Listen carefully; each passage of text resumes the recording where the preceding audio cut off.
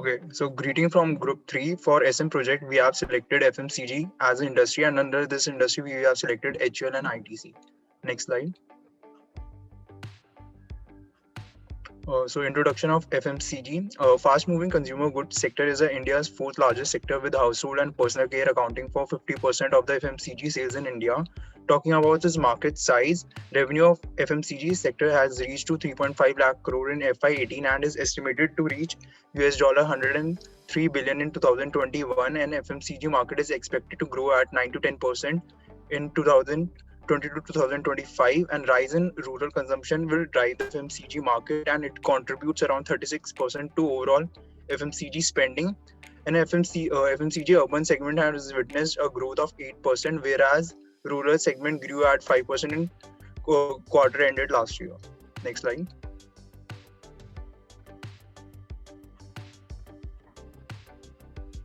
Talking about the picture analysis of FMCG industry, starting with political factor, tax exemption in sales and exercise duty for small industries to basically boost manufacturing and related operation across country, and transportation and infrastructure development in rural areas so as to ensure that manufactured good reaches to the end customer in a more faster and convenient manner.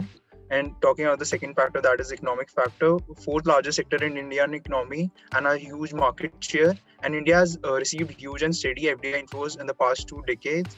And talking about the FDI limit in food and retail has also increased, and the government has allowed 100% FDI in food processing and single brand retail, with 50% in multi-brand retail. Talking about some of the social factors. The share of unorganized market in the FMCG sector is falling, and the organized sector is expected to rise with increased level of brand consciousness, augmented by the growth in modern retail. And another major factor propelling the demand for food services in India is growing youth population, primarily in urban region, and India has also a large base of young consumer, majority of the workforce, and due to time constraint, barely get time for cooking. So next factor. Next slide. Talking about the technological factor, which include technological disruption, that has been taking around the world, along with blockchain technology, advanced manufacturing, AI, nutrition tech, etc. That will be covered in detail later on. Next factor, that is the environmental factor. Zero carbon footprint in manufacturing and operating procedure due to rise in global warming and the rising concern over it. And the key initiative that have also taken for disposable and reusable plastic and packaging. And coming to the last factor, that is legal. Some of the major initiatives have also taken by government to promote FMCG sector in India, that are environmental laws, corporate governance, and right to information. Along with this, the government has also drafted a new consumer protection bill with special emphasis on setting up an extensive mechanism to ensure a speedy, accessible, affordable, timely delivery of justice to consumers. Next slide.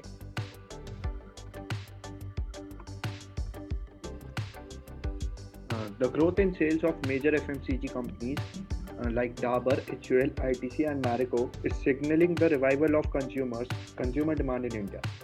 As the market continues to grow at a rapid pace, we take a look at Porter's 5 forces threats that may affect the FMCG industry. Next slide. So the first threat is threat of substitutes. With presence of multiple brands in the market, it is not a challenge for consumers to shift from one brand to another.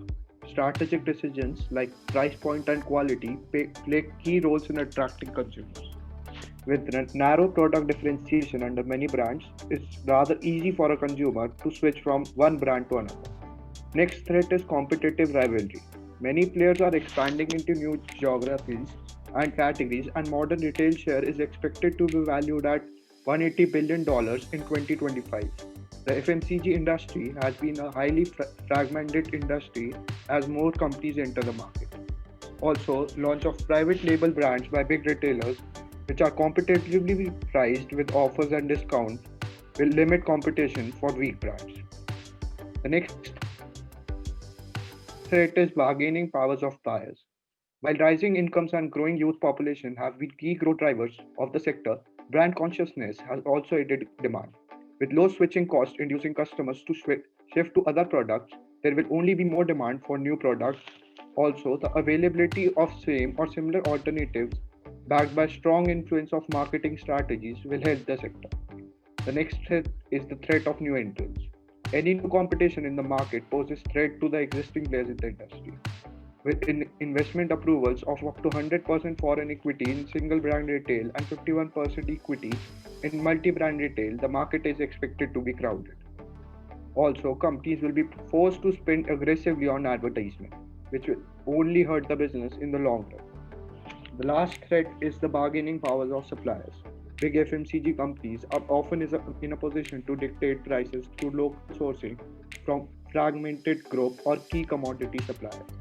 Suppliers can exert pressure on businesses and even buyers by raising prices, lowering quality, or reducing product availability. Such decisions mostly affect the buyers, in this case, the FMCG industry. Next slide. Yeah, so our first company, ITC Limited, be it the cigarette brand that you chose or be it the hotel, the first thing that comes to your mind is to choose ITC. It has a history of it has a long history. It was started in 1910 in Kolkata by the name of Imperial Tobacco Company of India. It's still headquartered in Kolkata. It has a diversified presence in brand packaged foods, personal care, education, safety, agri, and cigarette, of course, etc. It employs around a whopping amount of 28,000 employees across India. Its popular brands include Ashirwad, Sunfeast, Bingo EP, Vivel, Engage, Mint, Papercraft, etc. It is rated among the world's best big companies, Asia's Fab 50, and the world's most reputable companies by Forbes magazine. Next slide. That was a brief about ITC. So now let's look into its strategic timeline which resulted in its growth. First, 1910, its inception by the name Imperial Tobacco Company. Then in 1912, it opened India's first cigarette manufacturing factory in Andhra Pradesh. Then from 1912 to 1925, it gained a significant amount of market share. Then in 1925, it expanded and did its very first diversification by expanding and venturing in packaging and paper making business. In 1949, it again expanded and built a new factory for its new business, that is packaging, in Madras. In 1954, it marked as a significant year for the company as it went public for the very first time and issued an IPO. Then at that time it has 6% of the Indians as its shareholders. Then in 1969 became a remarkable year for the ITC as it got its first Indian chairman, Mr. Ajit Narayan Haskar, and that hinted towards further a strong Indian management and further Indianization of the company. In 1970, it was renamed as India Tobacco Company Limited and also started very marketing campaigns as a result of innovations and electronic data processing in the same 1970s. Then came the 1973, which led to its further diversification into various sectors such as finance, oil, and hotels. In 1974, again, it was renamed to I.T.C Limited, which it is known today. Then came the decade of 1980, where it acquired very many small and big companies and did many mergers and acquisition to further enter into many new market and further gain the market share.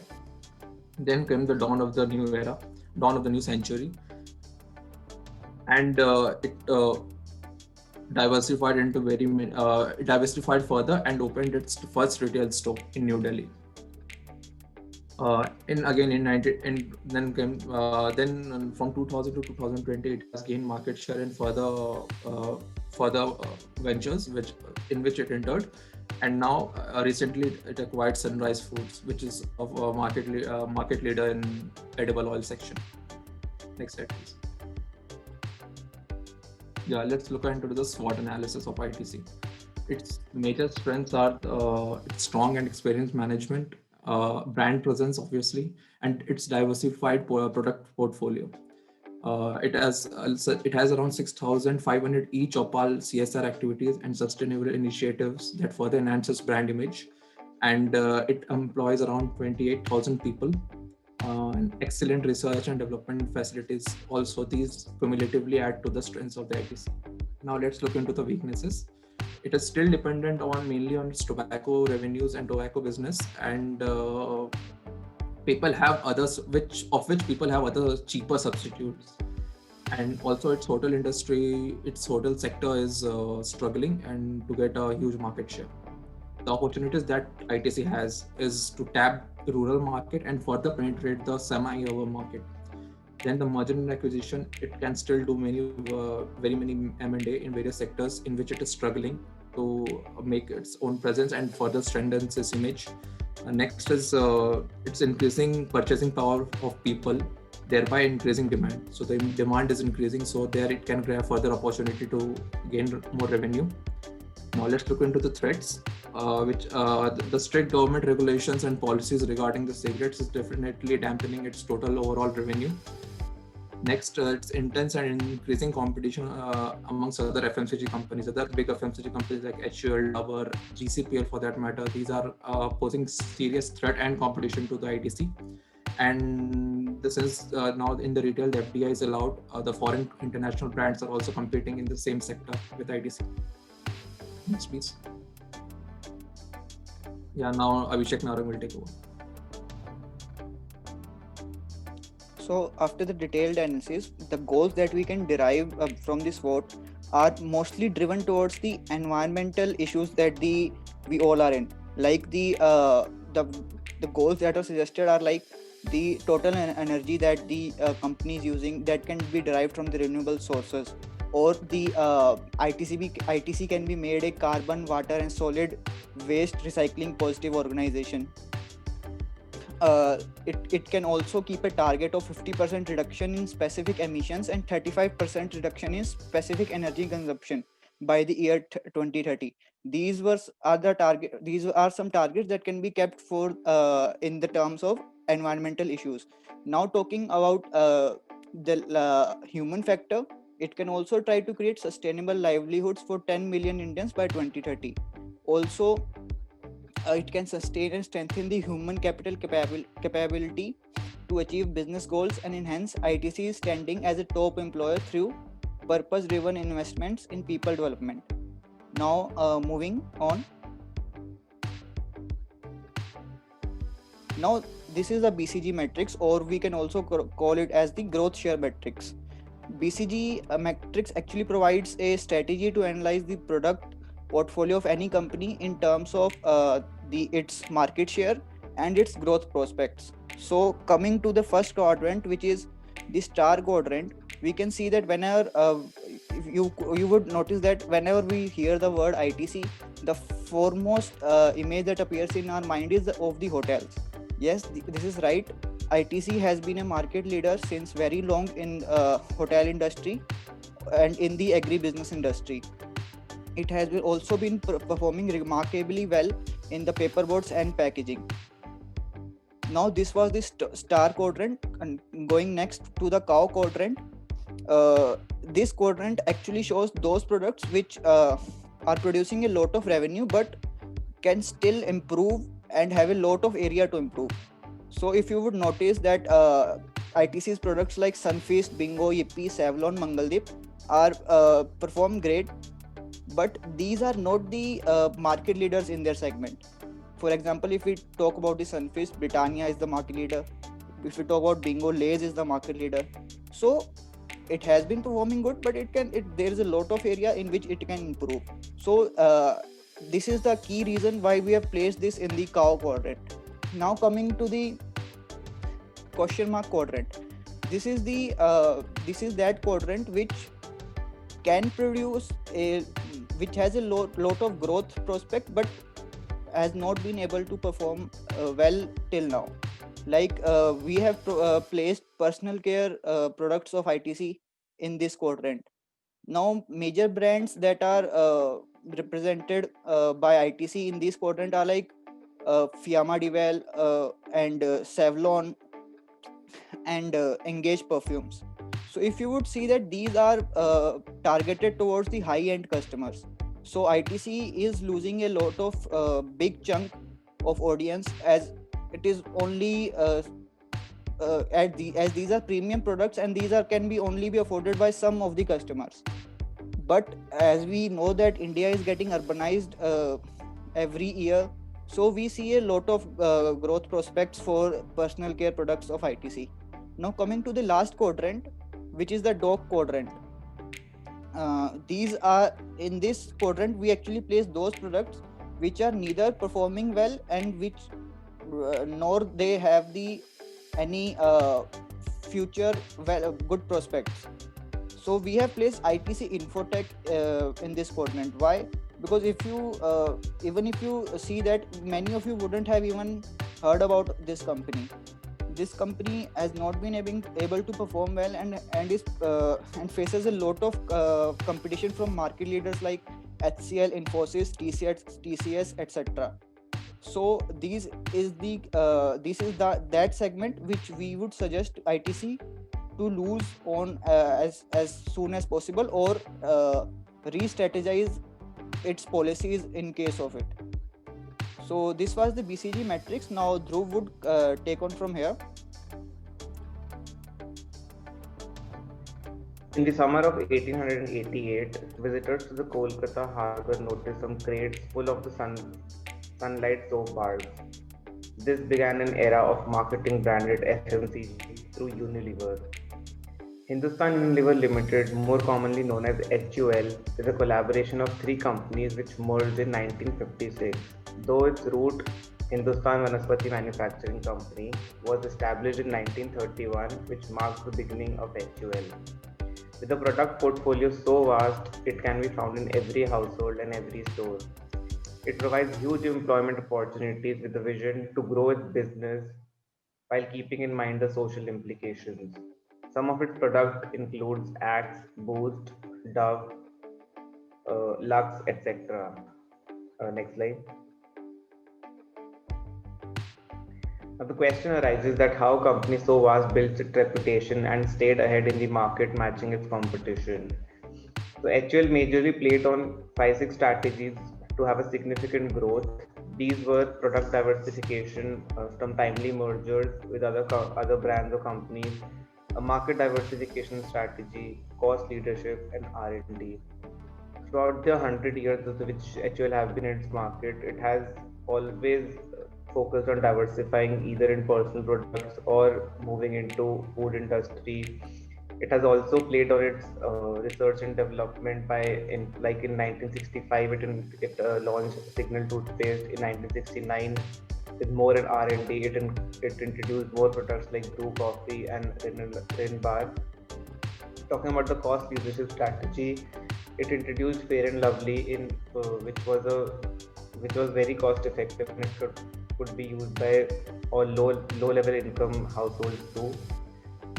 Talking about the product diversification, recently HUL signed an agreement with the Vijaykan Dairy and Food Products and its group company to acquire its ice cream and frozen dessert business, consisting of the flagship brand Aditya Milk and front-end distribution network across geographies. Recently, HUL also merged with GSK Consumer Healthcare. The iconic health food care brands Horlicks and Boost entered the food and refreshment portfolio of HUL, making it the largest F&R business in India. Moving on. Let's look at the SWOT analysis of HUL. HUL is a part of the Unilever group, which in itself has a strong brand equity, its colossal employee base, its extensive reach to 6.4 million retail outlets, which includes direct reach to over 1.5 million retail outlets. Its two strong R&D centers in India in Mumbai and Bangalore. Products with presence in over 20 consumer categories and 700 million Indians consuming its products daily. As a part of its CSR activities, HUL has initiatives like Project Shakti, plastic recycling, women empowerment, etc. The weaknesses of HUL are its market share is limited due to presence of other strong FMCG brands. Hindustan Unilever faces controversies like skin lightening creams, pollution, etc., which in a way tarnished its image. Now, opportunities. HUL can tap the rural markets and increase penetration in urban areas to foray into other promising sectors. It can also look towards mergers and acquisitions with promising names in the sectors and increasing the purchasing power of people, thereby increasing the demand.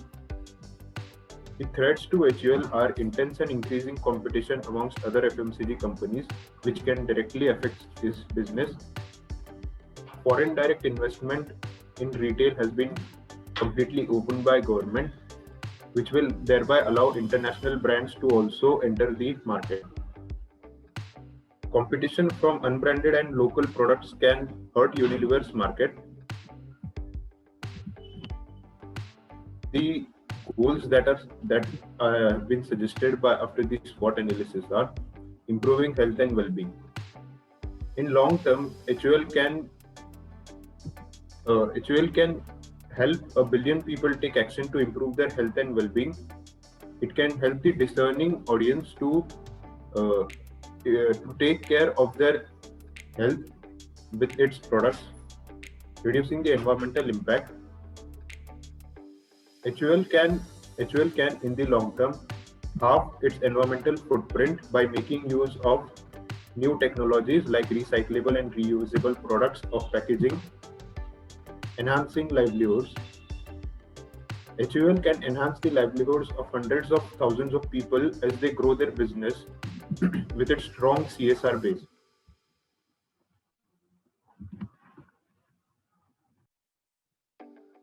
Now let's discuss the BCG matrix for HUL. First, let's discuss the cash cows, which has a high market share but lower growth rate. That includes Clinic Plus, Sunsilk, Vaseline, Red Label.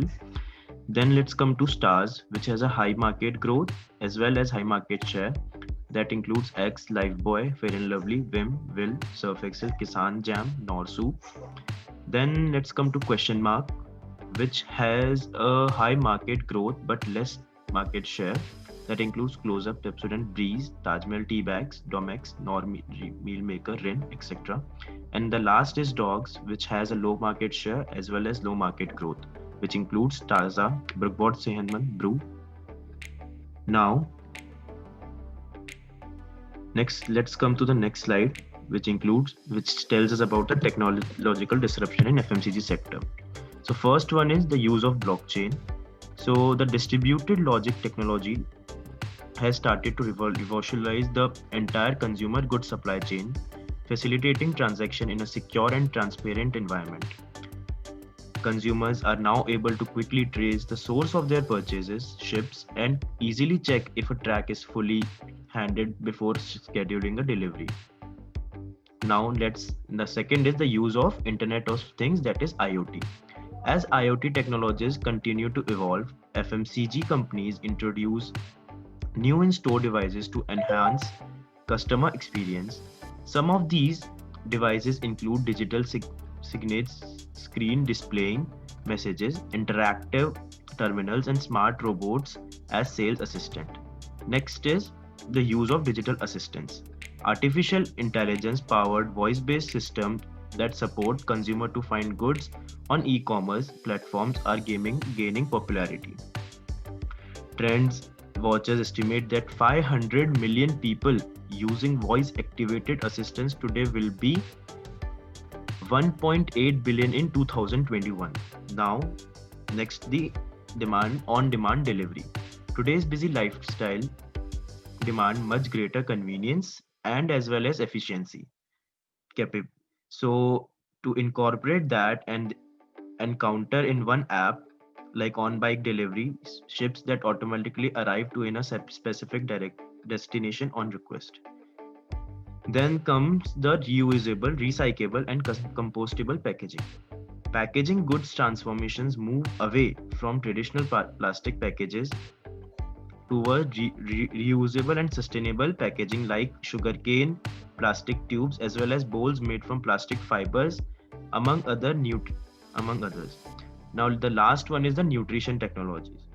So now if you search on a website for some wholesome and healthier food, that is now taken by the websites, and the people expect to find the same or even better quality. By using more organic and natural ingredients, FMCG companies make their products gluten-free, sugar-free, and vegan friendly. Thank you.